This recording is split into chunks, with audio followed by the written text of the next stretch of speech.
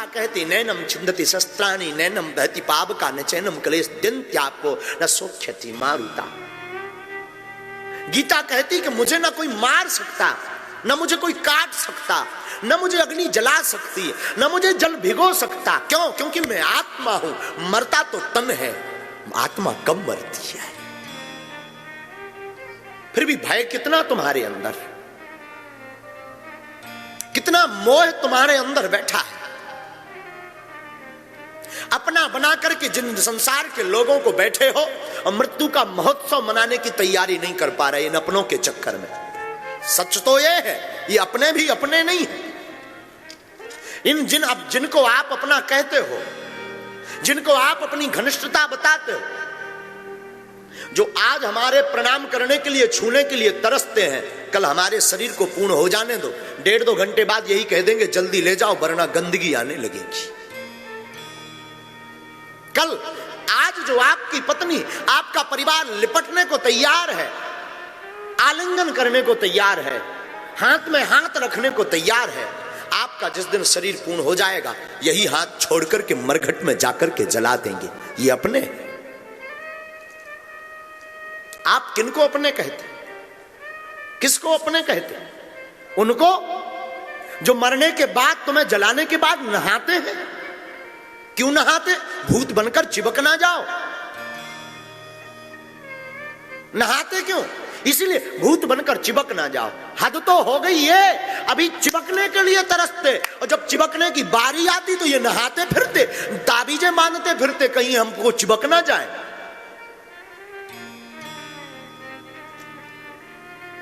तुम किनको अपना कहते हो? कौन तुम्हारा अपना है? मेरी दृष्टि से वो भी मरा हुआ है, जीते जी जिसके भीतर संसार अपना है और परमात्मा पराया, वो भी मरा है, वो भी मुर्दा है। बस उसका तो अंतिम संस्कार रह गया। अगर तुम सोचते हो कि मैं जिंदा हूं, हम जिंदा तो तब मानेंगे जब तुम्हारे मुख पर राम हो, हाथ में माला हो, वही जिंदा है, बाकी सब मरे हैं, मुर्दा है। बस अंतिम संस्कार बाकी रह गया तो वो तो कभी हो ही जाएगा, 2.5 क्विंटल लकड़ी लग जाएगी।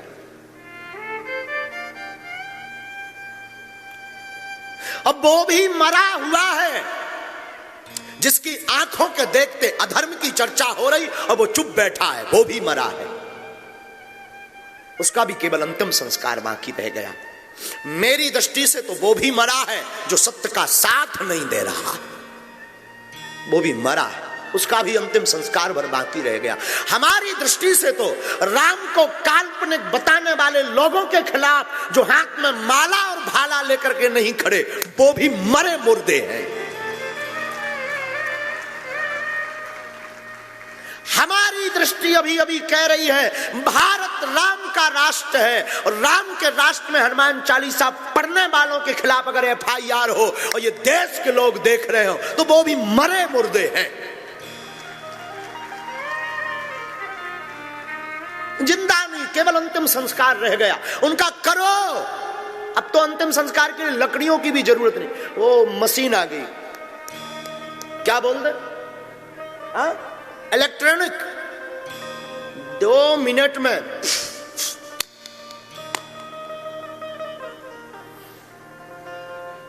मरने के भी बहुत नाम है।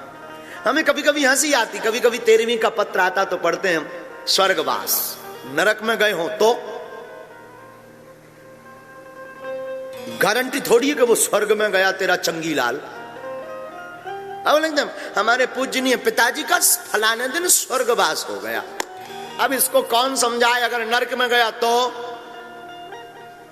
हद हो गई। एक ने तो लिख दिया गोलोकवास, हमने कहा लो इनसे मिलो। और कहीं अगर नाला के आसपास कुत्ता बन के घूम रहे होंगे तो तुमने तो लिख दिया गोलोकवास। कौन से अखबार में छपा जरा बताओ कि तुम्हारे चंगीलाल जी गोलोक गए, कौन सी टीवी में हेडलाइंस आई? ठीक है, स्वर्गवास, मरण, देहांत, गोलोकवास, मृत्यु, मौत, हकीकत तो यह है साहब, नाम तो सब सत्य के ही है। इसे आप स्वीकार करो या ना करो, ये आपको स्वीकार करे बिना रह नहीं सकती। आप संसार में जितने दिन हो, देखो जिंदगी जन्म और मृत्यु के बीच की जो यात्रा है उसी का नाम है जिंदगी।